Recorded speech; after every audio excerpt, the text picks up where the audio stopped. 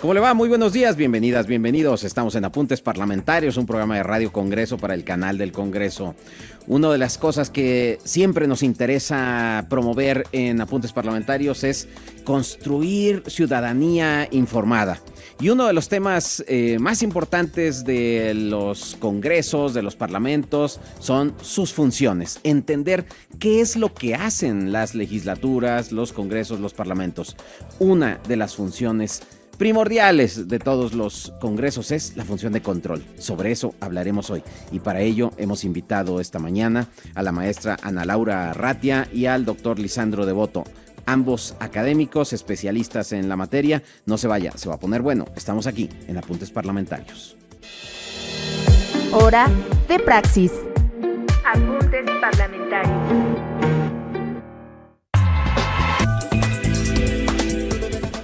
Congreso, control y fiscalización son temas que van de la mano y sobre ello vamos a platicar esta mañana con la maestra Ana Laura Arratia y el doctor Lisandro Devoto, ambos académicos de la Universidad Nacional Autónoma de México. La maestra Ana Laura Arratia ha sido una destacada funcionaria pública en materia de auditoría, control y fiscalización. Fue designada en noviembre de 2017. Bueno, es politóloga y maestra en gobierno y administración. Ella también ha sido designada académica de número y líder de grupo de investigación de auditoría y control de dependencias gubernamentales de la Academia Universitaria de Fiscalización de la Facultad de Contaduría y Administración de la UNAM y cuenta con más de 25 años de experiencia en la administración pública federal y estatal.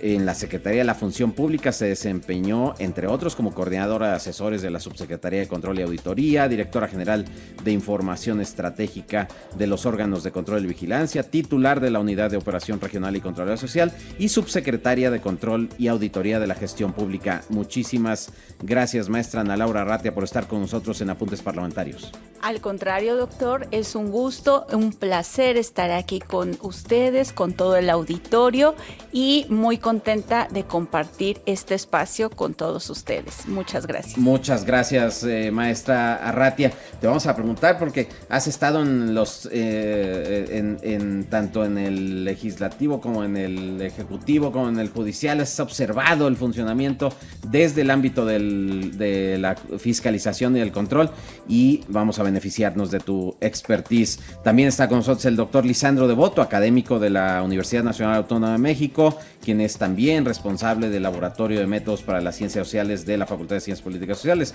Él es doctor en investigación en Ciencias Sociales con mención en Ciencia Política por la Facultad Latinoamericana de Ciencias Sociales, sede México. Doctor Devoto, bienvenido a Apuntes Parlamentarios. Muchas gracias por la invitación, Kempir, así que un gustazo poder compartir con ustedes. Creo que va a ser una plática muy fructífera. Gracias, doctor Devoto. A ver, yo quisiera iniciar preguntándote ¿por qué tendríamos que discutir sobre el control parlamentario? Muchas veces hablamos que las legislaturas, el propio nombre del poder legislativo, pues es el que hace las leyes, ¿no? Pero no siempre es la función más importante que desempeñan. En algunos lugares incluso esa función queda relegada a un segundo término cuando ejercen una función fundamental que es la de control. ¿Por qué tendríamos que destacar el papel de la función de control? Bueno, siempre refiriéndonos a sistemas presidenciales como el que tiene México, es diferente la lógica en sistemas parlamentarios, sí, donde incluso el poder legislativo, que es el principal poder y de donde emana quien ejerce el ejecutivo, pero en sistemas presidenciales, donde tanto quien ocupa el ejecutivo como el legislativo tienen la misma fuente de origen, de legitimidad de origen, que es el voto de la ciudadanía, el poder legislativo es un órgano evidentemente plural, donde no solo está representada la fuerza que gobierna el país en el ejecutivo, sino muchas otras fuerzas políticas que pueden estar en distintas posiciones al interior del Congreso, tanto mayoritarias como minoritarias, y es justamente este órgano plural de representación de la sociedad el que puede y tiene la función en los diseños presidenciales. Puede haber evidentemente distintos matices según los sistemas, pero en general tiene la función de controlar o limitar el poder del Ejecutivo y a través de un diseño de separación de poderes, división de poderes, donde realmente esta soberanía representada en el Poder Legislativo debe muchas veces aprobar órdenes del Ejecutivo, propuestas del Ejecutivo o incluso muchas veces limitar al Ejecutivo en las atribuciones que el propio Poder Ejecutivo tiene. Por ejemplo, la designación de ciertos funcionarios, por ejemplo, pasa con funcionarios de Hacienda, con funcionarios de Relaciones Exteriores, con cuerpo diplomático, y por ejemplo también, como estamos viviendo a fines de diciembre, noviembre, diciembre en México, la aprobación del presupuesto también es una atribución que tiene la propuesta el Ejecutivo, que se origina en el Ejecutivo, pero que debe ser ratificada por la Cámara de Diputados en este caso, y que tiene atribuciones evidentemente para hacer los cambios que considere pertinentes respecto a la propuesta presentada originalmente por el Poder Ejecutivo. Claro, y lo que se denomina el poder de la bolsa, es decir, el del presupuesto, pues tiene que venir acompañado también de la fiscalización de esos recursos, es decir, de cómo se ejerce el gasto una vez que se ha aprobado el presupuesto por parte del Congreso. En este caso, en el caso mexicano, por la Cámara de Diputados, que es facultad exclusiva. En otros países, por ambas cámaras del Congreso. Pero aun cuando lo que tú decías, pero también en los regímenes parlamentarios realmente hay función de control. Nosotros podemos ver las sesiones de preguntas parlamentarias o de control de gobierno en el Congreso español o en el Parlamento británico, en el Congreso canadiense, en el Parlamento canadiense. En prácticamente todos los parlamentos hay mecanismos de control. Ahora, la fiscalización, maestra Ratia, yo quisiera que nos explicara un poquito la diferencia entre el autocontrol o el control interno y el control externo, que son dos mecanismos que tiene el Estado mexicano, y por qué se necesitan ambos controles. Claro que sí, efectivamente, en nuestro país muchos entes, ya sean del poder ejecutivo, legislativo, judicial, los órganos autónomos, tienen al interior de cada una de estos, tienen un encargado de vigilar y controlar lo que se realiza al interior de estos entes. Es decir, estas áreas de control interno dependen jerárquicamente del ente que ellos mismos controlan. ¿Y esto por qué? ¿Por qué es así en nuestro diseño? Pues porque efectivamente esto previene y se realizan estas funciones de control en tiempo real. Es decir, durante el propio ejercicio del presupuesto se pueden realizar revisiones por parte de las áreas de control interno, con el objeto de prevenir, de impulsar cambios que se requieran y, sin lugar a dudas, sí tener muy claro y muy presente que la función de control, a pesar de ser de control interno, tiene que tener independencia técnica. Y reitero la palabra técnica porque es precisamente lo que caracteriza a los órganos de control, ya sea interna o externa, la fiscalización, la auditoría, pero el papel técnico es lo que les caracteriza. Y por otro lado, tenemos el control externo. Perdón, antes del control externo. Es decir, que por ejemplo en las dependencias es lo que antes se denominaba el contralor interno en muchos lugares y que ahora son órganos internos de control de cada una de las dependencias de la administración pública, ¿sí? Así es, en cada una de las dependencias, entidades que integran la administración pública federal en el poder ejecutivo. Y este modelo se replica también en el ámbito estatal, incluso municipal. Algunos municipios también tienen sus áreas de control interno. Y también incluso en los otros poderes, por ejemplo, el Poder Judicial tiene su propia Contraloría Interna, o sí se llama Contraloría Interna. Es. Y las cámaras del Congreso también tienen sus Contralorías, ¿no? Exactamente, y es así, igual se replica el modelo en el ámbito estatal. Ok, ahora, el control externo. Pero si ya tenemos ese control, ¿para qué necesitamos el control externo? De acuerdo, muy bien. El control externo, y así como lo comentaba el doctor Lisandro, este control externo se realiza por parte de la Cámara de Diputados. Es decir, este control sí tiene total independencia del área que va a auditar. Y este control externo se realiza en la Cámara de Diputados a través del órgano técnico denominado Auditoría Superior de la Federación.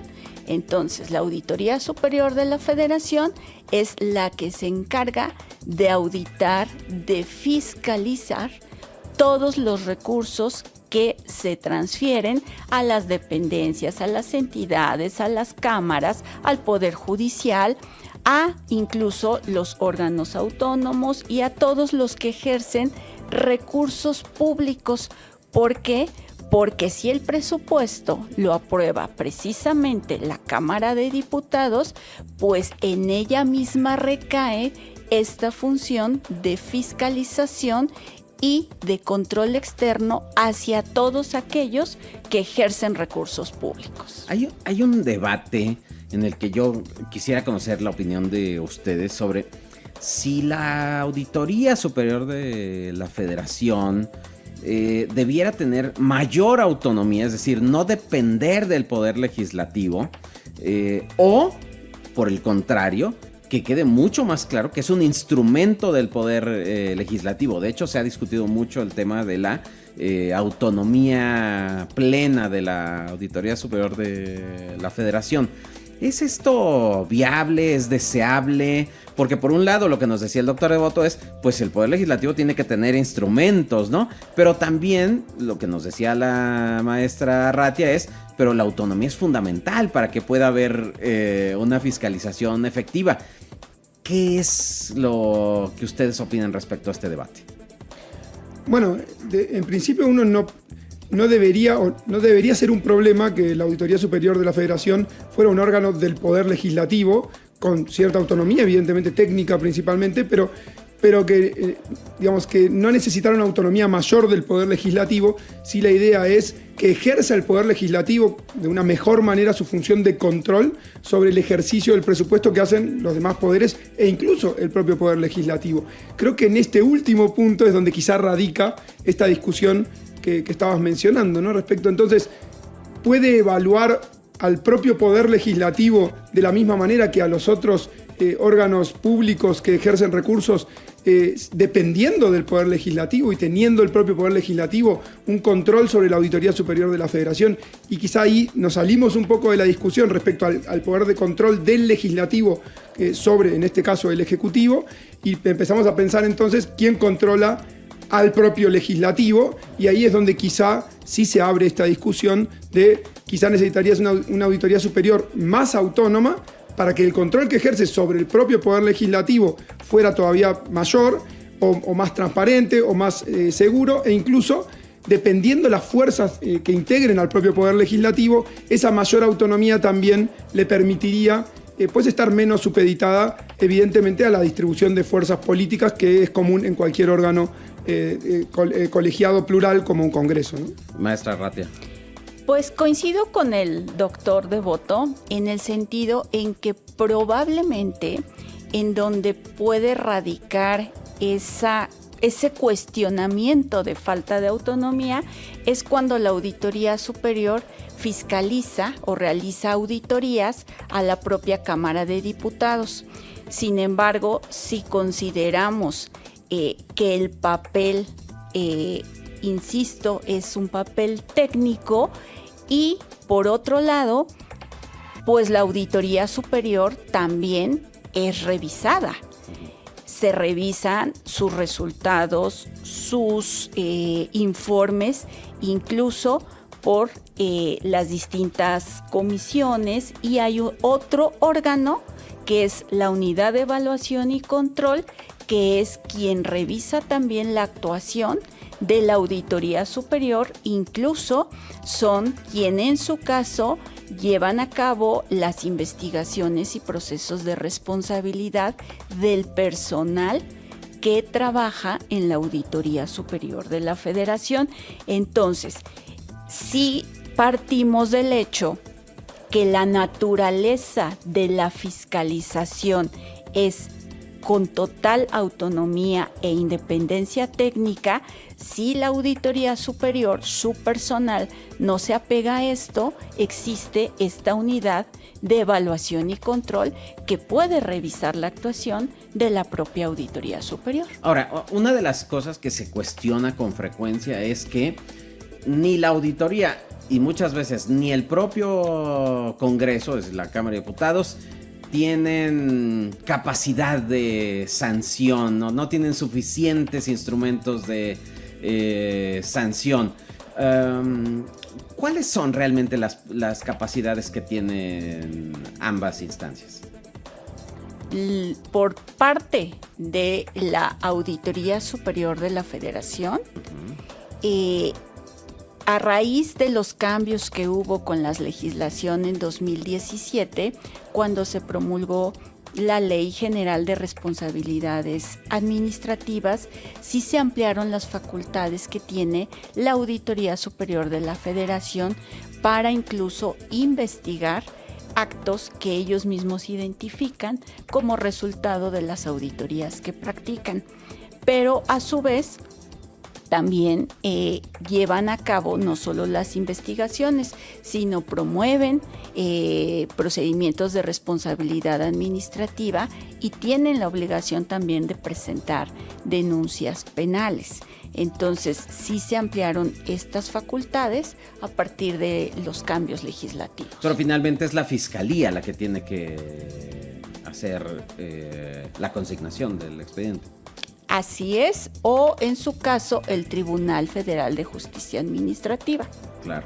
Y en caso del procedimiento sancionador, pues el juicio político por parte de la Cámara de Diputados, cuando sea el caso. Vamos a ir a una pausa, pero cuando regresemos, quiero volver con ustedes a que tratemos de entender la experiencia del caso mexicano y un poco la evolución del diseño constitucional, porque el control no solo es fiscalización, hay distintos instrumentos de control parlamentario, pero también dentro de los mecanismos de fiscalización, cómo pudiera mejorarse y también hasta dónde se puede mejorar las propias capacidades de los distintos entes internos de control, cómo debía de fortalecerse el control interno en los tres poderes de la Unión. Pero antes de eso vamos a una pausa y regresamos. Estamos aquí en Apuntes Parlamentarios hablando de Congreso, control y fiscalización con la maestra Ana Laura Arratia y el doctor Lisandro Devoto. No se vaya.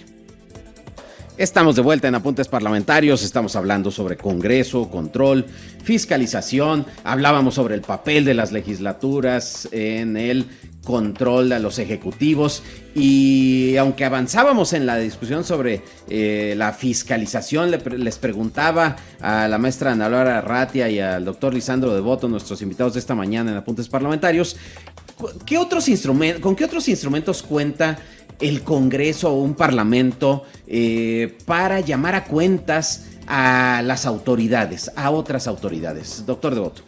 Sí, bueno, cuando hablábamos al inicio de, por ejemplo, el tema de nombramientos de ciertos funcionarios públicos, en México, por ejemplo, la Cámara de Diputados debe ratificar a los altos funcionarios de la Secretaría de Hacienda, o el Senado debe ratificar a quien va a ocupar la Secretaría de Relaciones Exteriores, por ejemplo. Esa es otra forma de control también del Congreso, del Poder Legislativo sobre el Ejecutivo, es la glosa del informe de gobierno, llamar a cuentas al Poder Ejecutivo que venga a informar al Congreso cómo van avanzando las políticas públicas que fueron planteadas originalmente en el plan de desarrollo, pero que además se van implementando tanto respecto al ejercicio presupuestal como a los resultados que la propia política pública tiene. Es un ejercicio que se hace anualmente, lo que se conoce como la glosa del informe de gobierno, cuando distintos secretarios, secretarias de Estado visitan las cámaras del Congreso para justamente rendir cuentas, ser interpelados por la pluralidad de los grupos parlamentarios que integran el Congreso, tanto en la Cámara de Diputados como en el Senado, respecto justamente a la marcha de gobierno y justamente para poner al Ejecutivo en una posición de rendir cuentas, no solo ante el grupo parlamentario de su propio partido o coalición, sino también de los demás partidos o coaliciones que representan a la amplitud de la sociedad. E incluso si lo pensamos, hasta hay un formato de control postlegislativo, ¿no? De distintos congresos en el mundo también a veces ejercen esta función de, una vez aprobada cierta legislación, cierta reforma constitucional, poder volver años después a ver qué fue lo que pasó con ese mandato que el Congreso dio aprobando una reforma constitucional o una nueva legislación respecto a lo que debía hacer el Ejecutivo o el Judicial para actuar en consecuencia. Entonces, en algunos países esto está más presente, en otros no tanto, pero todas estas funciones, sea ex ante o ex post, tienen que ver con la función de control, ¿no?, que tienen los congresos o que pueden tener sobre los ejecutivos. Incluso hay congresos que han desarrollado sus propios instrumentos. Por ejemplo, yo pensaba que en México todavía no nos hacemos propios de la pregunta parlamentaria, ¿no? Es decir, como la pregunta parlamentaria que en otros países es, pues, un diputado o senador le plantea una pregunta al gobierno y este está obligado a responderle, etcétera. En México como que no nos hemos apropiado de ese instrumento. Sin embargo, lo que sí hemos hecho en México es la aprobación de proposiciones con punto de acuerdo, que muchas de ellas son solicitudes de información o de posicionamiento a las autoridades respecto de ciertos asuntos. Entonces, cada congreso va desarrollando distintas formas. O pensaba también en, hay grupos de trabajo, ¿no?, que se establecen no con la formalidad de una comparecencia como la que dice el doctor Devoto, pero pues que se convierten en un mecanismo de control, es decir, de interlocución entre los legisladores y el Ejecutivo. Ahora, regresando un poco al tema de lo técnico, porque la maestra Ana Laura Arratia nos decía, bueno, pero tiene que tener tiene un grado de complejidad técnica el control externo e interno, la fiscalización es esencialmente técnica. Yo quería preguntarles, a ver, en la designación de, por ejemplo, las autoridades, el Auditor Superior de la Federación, pues pasa por un proceso político. O sea, no es que el mejor contador del país sea designado auditor superior de la Federación, sino se haría un examen, ¿no? Y el que tenga la mejor calificación, sino que hay una valoración política por parte de los actores. ¿Esto qué consecuencias tiene en la fiscalización? ¿Tiene un impacto o no lo tiene, maestra Arratia? Considerando y partiendo del hecho de lo que significa la fiscalización, no lo debería de tener. Efectivamente, pasa por este proceso de revisión de perfiles. Cada 8 años es cuando se elige al titular. A ver, platíquenos un poquito de cómo es el proceso de designación de titular de la Auditoría Superior de la Federación. Con gusto. De acuerdo a la legislación, cada 8 años se elige al titular de la Auditoría Superior de la Federación. Se establecen los requisitos que debe de tener quien aspire a ocupar dicho cargo. Se emite la convocatoria, que es pública, se pueden inscribir todos los interesados que cubren con estos requisitos y pasa por un proceso justo de revisión de estos perfiles. Es la primera etapa de perfiles y de cumplimiento de requisitos. Posteriormente se tiene que presentar de acuerdo a las bases, pero yo recuerdo los últimos nombramientos de acuerdo a las bases que se establecieron, porque obviamente la ley es muy general, pero el propio Congreso emite las bases ya más específicas y quienes aspiran tienen que presentar un proyecto de programa de trabajo. Se les hacen entrevistas a cada uno de ellos por parte de la comisión que sea la competente, y así es como se van definiendo a los mejores perfiles hasta quedar una terna. Y precisamente ahí es, yo creo, donde probablemente entra más el tema político, porque de esta terna es cuando se elige a quien ocupará el cargo y tiene que tener mayoría quien aspire a ocupar dicho cargo. Ahora, se aprueba por las 2/3 partes de los presentes en la Cámara de Diputados. Pues eso implica acuerdos políticos, ¿no? Es decir, sería ingenuo pensar que solo hay elementos exclusivamente técnicos, ¿no? en la designación de los responsables de la auditoría, porque además los efectos del trabajo de fiscalización puede tener efectos políticos devastadores para algún personaje que no rinde cuentas satisfactoriamente o que tiene una innumerable cantidad de observaciones, ¿no? ¿Cuál es su opinión de esto, doctor Devoto? Así comparto con lo que decías, evidentemente, y esto lo hemos visto, si queremos hacer un zoom un poco más amplio en diversos procesos de designación de funcionarias o funcionarios. Por ejemplo, ahora se me viene a la mente, por ejemplo, las designaciones de consejeras o consejeros del INE, por ejemplo, del Instituto Nacional Electoral. Que es un árbitro y que podría ser... Claro, puede influir, ¿no? Debe actuar imparcialmente, organizar la elección. De hecho, toda la historia de la autonomía del órgano electoral tiene que ver con eso, pero pasa por un proceso político, claramente, y las personas que pueden llegar a ser consideradas son votadas por los propios partidos que luego van a participar en la elección que ese órgano debe organizar de manera objetiva, ¿no? Y respetando evidentemente el marco legal. Entonces, también tenemos esto de, finalmente es lógico, que muchas veces, y esto depende del diseño institucional en cada país, hay países donde las partes de fiscalización o control suelen estar por costumbre en manos de la oposición al Ejecutivo, simplemente porque se considera que va a ser más, o va a ejercer la función de control de una manera más estricta de lo que lo haría en caso de estar, digamos, la decisión en manos del propio partido o coalición que gobierna, ¿no? Entonces, esto también depende las normas y la costumbre en los distintos países, pero claro, al pasar por un proceso político puede haber evidentemente ahí intereses conforme, como tú decías, ¿no? Conforme qué tan necesario y qué tan amplia debe ser la negociación política entre grupos parlamentarios para alcanzar las mayorías requeridas. No es lo mismo que un propio partido o coalición cuente con esos números, ahí evidentemente no es necesaria la negociación tanto como cuando no lo tenga o cuando sea minoría y deba tener que buscar muchos más apoyos. Entonces eso también tiene que ver con quién puede ser el perfil que llegue a ocupar esa posición y qué tanto se valore el perfil técnico en esa decisión o qué tanto se valore la cercanía o no con el grupo que controla el Congreso. Esto finalmente tiene que ver también con las dinámicas políticas, no solo de México, sino de cualquier país, ¿no? Bueno, de hecho me viene a la mente un libro publicado en Estados Unidos con respecto a la Reserva Federal, que se supone es autónoma, como aquí en México lo es el Banco de México, y este libro se llama El mito de la autonomía, ¿no?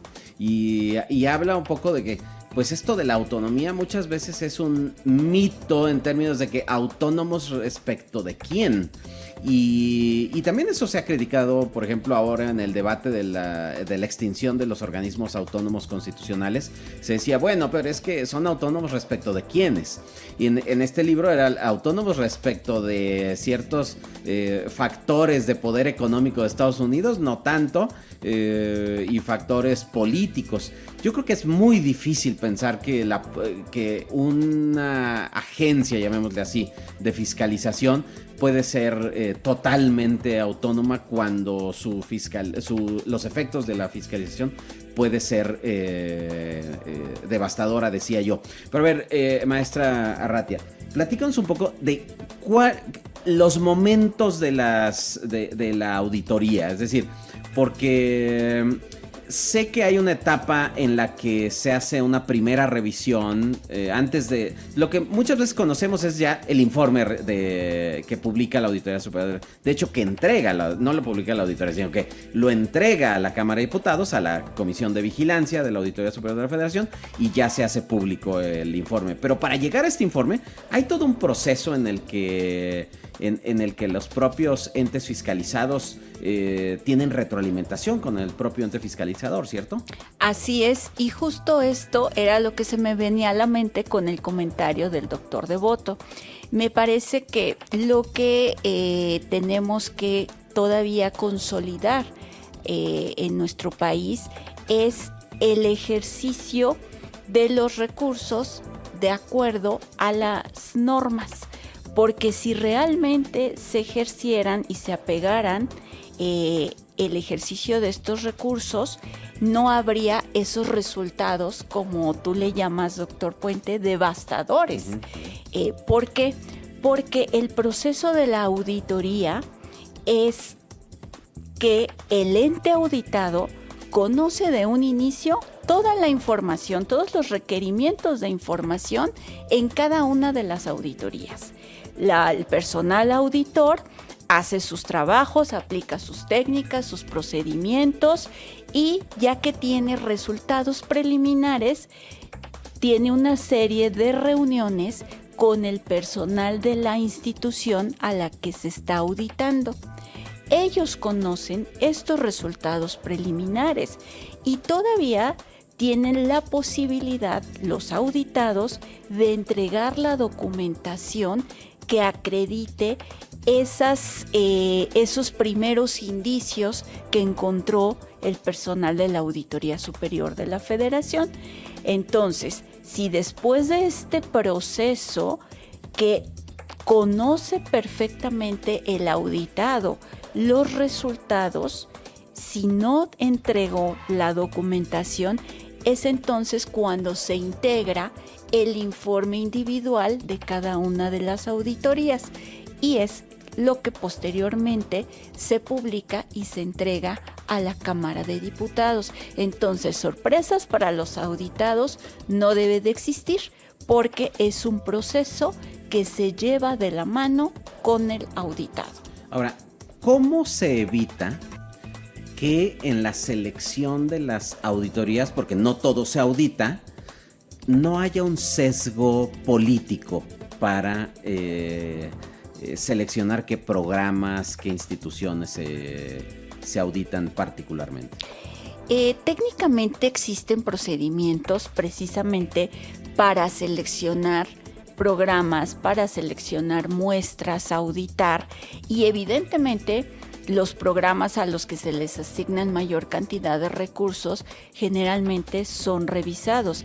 Incluso si ustedes hacen una revisión, un análisis de cada uno de los programas anuales de la Auditoría Superior de la Federación, hay programas que son auditados 3 o 4 años consecutivos para dar una continuidad precisamente a los resultados y evitar, en su caso, la recurrencia de las observaciones o de las acciones que haya determinado la Auditoría Superior. Efectivamente, no se puede auditar la totalidad aún, porque también es importante mencionar que está ya en revisión muy de lleno el tema de la inteligencia artificial. Entonces, con estas nuevas herramientas sí se podría pensar a futuro en hacer una revisión de la totalidad de los recursos. Al día de hoy se está revisando el tema. Sin embargo, es parte de las técnicas que se aplican en la Auditoría Superior para revisar los recursos a los que se les destinan estos programas con mayor presupuesto. O aquellos también que tuvieron observaciones previamente y que no habían sido subsanadas satisfactoriamente, a veces pueden ser sujetos de más auditorías, ¿no? Exactamente, así es. Incluso hay programas que ustedes saben, no se necesita una coordinación interinstitucional. Entonces la Auditoría Superior, con sus amplias facultades, puede auditar, puede integrar una auditoría auditando, por ejemplo, al Banco de México, pero también a la Secretaría de Hacienda. Entonces solicita información de ambas instancias, hace su análisis y presenta los resultados propios a cada uno de los entes auditados. Estamos por irnos aquí en Apuntes Parlamentarios, pero no podría dejar de preguntarles qué es lo que nos falta por hacer. ¿Por qué todavía nos sentimos insatisfechos con los resultados de nuestros mecanismos de fiscalización? Es decir, ¿qué nos falta por hacer para que mejore la capacidad de fiscalización del Estado mexicano?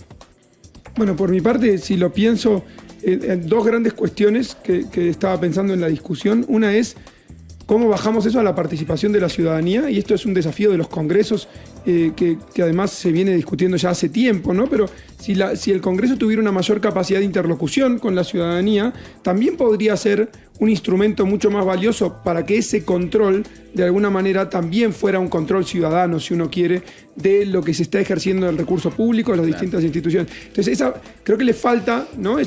Desarrollar mucho a eso. Hemos tenido avances, retrocesos, ha habido, ¿no? Luces y sombras, si uno quiere, en estos procesos. Contraloría social se llamaba en algún momento, ¿no? Sí, en algún momento, de hecho, se hacía. Incluso participaban actores sociales, actores de la sociedad civil en ciertos ejercicios.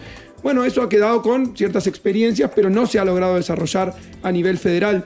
Y por otro lado, y esto lo dejo planteado porque creo que la propia Auditoría Superior de la Federación, sí creo que hay un panorama bastante más variopinto si vamos a las entidades federativas, pero en la Federación creo que está mucho más logrado, que es la profesionalización de los cuerpos que trabajan en la auditoría.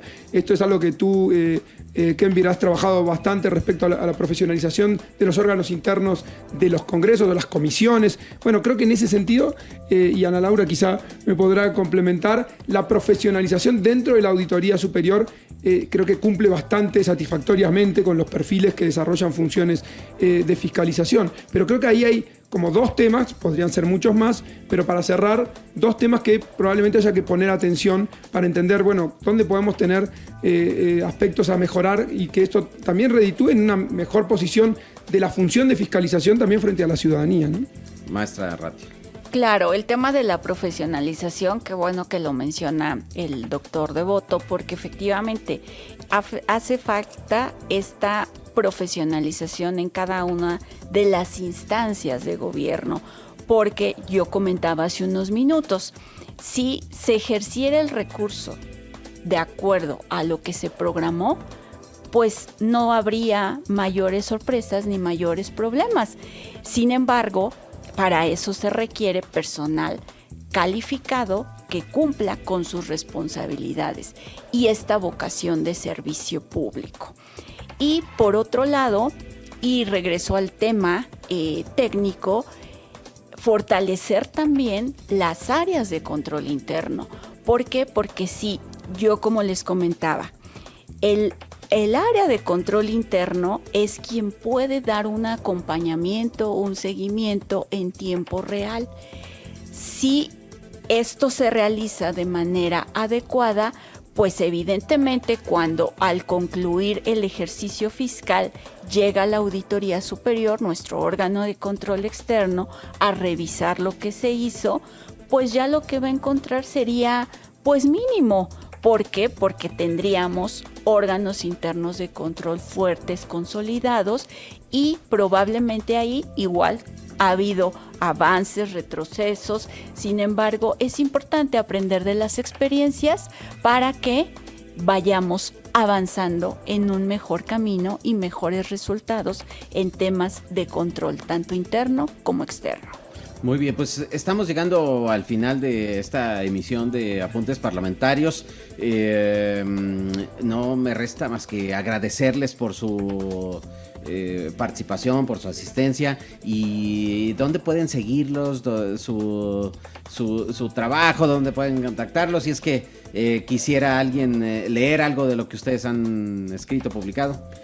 Pues por mi parte, en la página de la Facultad de Ciencias Políticas y Sociales, Centro de Estudios Políticos, si no, mi cuenta en X, ¿no? @LisandroDevoto, y con gusto, bueno, ahí van a poder encontrar o en los perfiles en Academia o en ResearchGate, cualquiera de estos, lo que he escrito y en lo que he colaborado, ¿no? La maestra Ratia creo que no usa las redes sociales, ¿verdad? No, prácticamente no las uso, pero pues obviamente como he trabajado siempre en instituciones de gobierno, pues el trabajo se queda en la institución y ahí es donde pueden identificar en lo que yo he colaborado.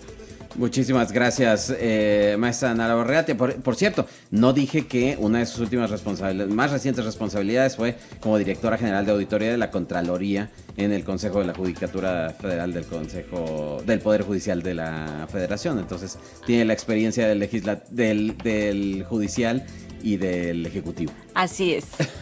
Muchísimas gracias, maestra Ana Laura Ratia. Gracias por haber estado con nosotros. Al contrario, un gusto y saludos a toda la audiencia. Doctor Lisandro Devoto, muchas gracias. Un honor tenerlo con nosotros. Un honor estar aquí con ustedes. Gracias por la invitación.